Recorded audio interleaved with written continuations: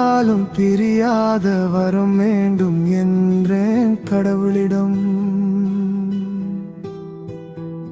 உன்னை மறந்தாலும் மறக்காத மனம் வேண்டும் என்றேன் கடவுளிடம்.